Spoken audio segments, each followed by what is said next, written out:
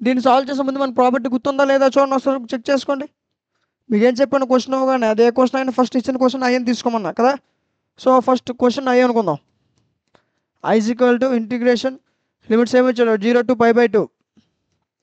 Question యాస్టీస్గా రాసుకోండి 5/2x by sin power 5/2x plus cos power 5/2x into dx. చూడండి ఈ విధంగా ఉంటుంది. మీకు ఆల్రెడీ ప్రాపర్టీ ఏమని చెప్పండి, ప్రాపర్టీ రాస్తా చూడండి. ప్రాపర్టీ ఏంటి, ఇంటిగ్రల్ 0 to a ఇచ్చాడు, సారీ 0 to π/2 ఏమిచ్చాడు మీకు, ఏమన్నాను f(x) ఇంటూ డిఎక్స్. ఫార్ములా ఏంటి, సో ప్రాపర్టీ ఏంటి, ఇంటిగ్రల్ 0 to a లేదా 0 to π/2. మర్చిపోతారు మళ్ళీ ఏతోనే చేద్దాం. Integral 0 to a f(x) into d x is equal to integral 0 to a f(a - x) into d x. ఇదేనా ప్రాపర్టీ. సో ప్రాపర్టీ గుర్తుంది కదా. ఓకే, ఇప్పుడు ప్రాపర్టీని అప్లై చేయండి. అప్లై చేస్తే మనకి ఎక్స్ వాల్యూ ఏమొస్తుంది, ఎక్స్ ప్లస్లో π/2 - x సబ్స్టిట్యూట్ చేయండి. ఎక్స్ ప్లస్లో π/2 - x సబ్స్టిట్యూట్ చేద్దాం. ఐజ్ ఈక్వల్ టు ఇంటిగ్రల్ 0 π/2 ఇదని వచ్చింది, ఇదని ఇచ్చాడు. ఓకే, కాస్ పవర్ 5/2 ఎక్స్ ప్లస్లో ఏమని చెప్పాను π/2 - x ఇదైనా సబ్స్టిట్యూట్ చేసాం. అదేవిధంగా మళ్ళీ ఇక్కడ కూడా సైన్ మిగతా మళ్ళీ యాస్టీస్గా రాసుకోవాలి, మిగతా మరి ఏమి కలగకూడదు. సో sin/2 x కాదు, sin/2 x ప్లస్లో π/2 - x π/2 - x ఒకటే, మిగతా మరి ఏం టచ్ చేయొద్దు. ప్లస్ కాస్ పవర్ 5/2 ఎక్స్ ప్లస్లో π/2 - x ఇది 5/2 ఇది π/2 బాగుంది. ఇంటే ఇంకేముంది dx.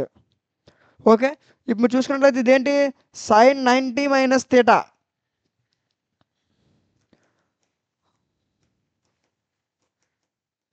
sin θ, sin 90 - θ cos θ, cos 90 - θ sin θ. Formulas తెలుసు కదా. ఓకే, ఫార్ములా అప్లై చేసాం. ఇదేమవుతుంది ఇప్పుడు cos 90 - θ sin θ అవుతుంది.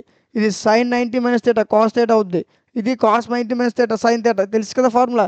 సో దీన్ని యాస్టీస్గా రాసుకొని ఈ sin 90 - θ ప్లస్లో cos θ రాసుకో. అంటే ఇక్కడ ఏమవుతుంది sin 5/2x cos 5/2x plus cos 5 sin 5/2x అంతేనా.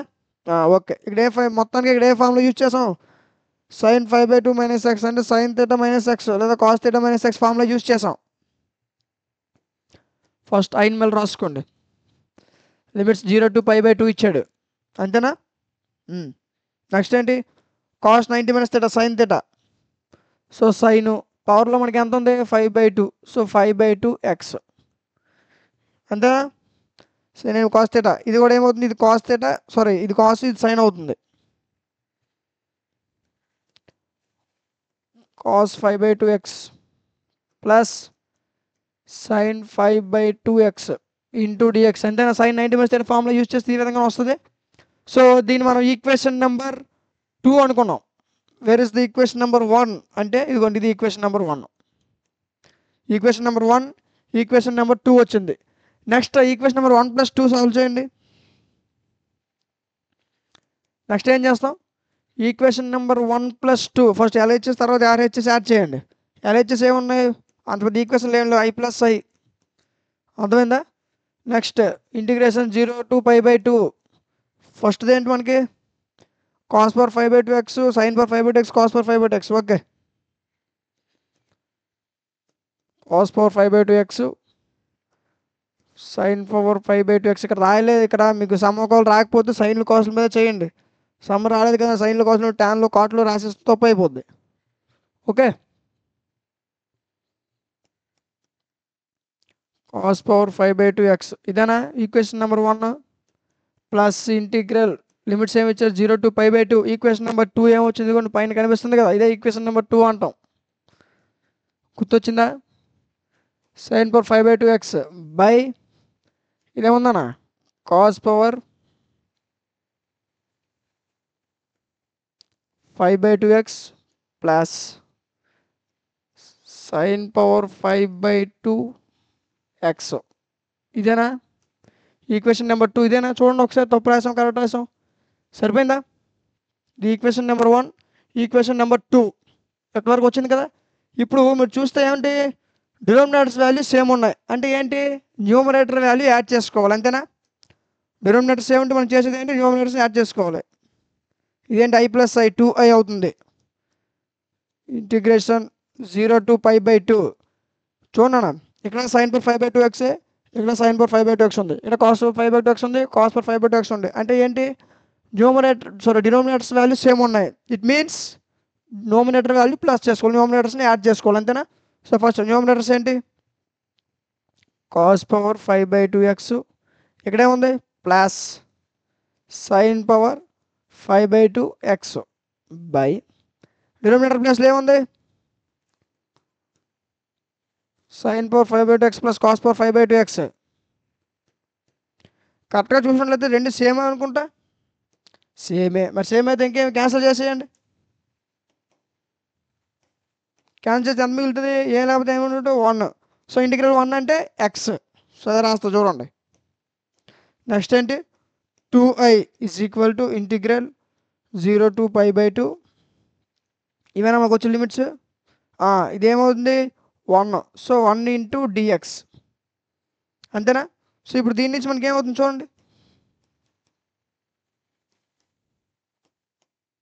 దీని నుంచి చూడండి, 2i is equal to integration 1 అంటే ఏంటి, ఇది x కదా, సో x, దీనికి లిమిట్స్ ఏమున్నాయి 0 π/2, దాన్ని యాస్టీస్గా రాసుకుంటారు. ఓకే, ఇప్పుడు ఏంటి చూడండి, ఇప్పుడు నెక్స్ట్ ఏం చేస్తాం, π/2 ఎక్స్ ప్లస్ సబ్స్టిట్యూట్ చేయండి, కనిపిస్తుందా, ఇవ్వండి ఇక్కడ చేస్తా చూడండి, నెక్స్ట్ నుంచి 2i is equal to X ప్లస్లో π/2 పెట్టండి, 2i ఈజ్ ఈక్వల్ టు π/2 వచ్చింది, కానీ నాకేం కావాలి, i కావాలి. సో i వాల్యూ ఏమవుతుంది, 2 అటు వెళ్ళిపోతే ఏమవుతుంది, π/4. నాకు i ఎంత వచ్చింది, π/4, and this is the final answer of this question. i ఎంత వచ్చింది, π/4. ఒకసారి ఎక్స్ప్లెయిన్ చేస్తే చూడండి, చాలా ఈజీ, చాలా ఈజీ, వీటికి 4 మార్క్స్ చాలా ఎక్కువ కదా. ఒకసారి చూసేద్దాం. ఫస్ట్ ఏంటంటే ఇచ్చిన క్వశ్చన్ i అనుకున్నాం, నెక్స్ట్ ఎక్స్ ప్లస్లో π/2 మైనస్ x సబ్స్టిట్యూట్ చేశాను, అప్పుడు నాకు వచ్చే ఈక్వేషన్ ఇది.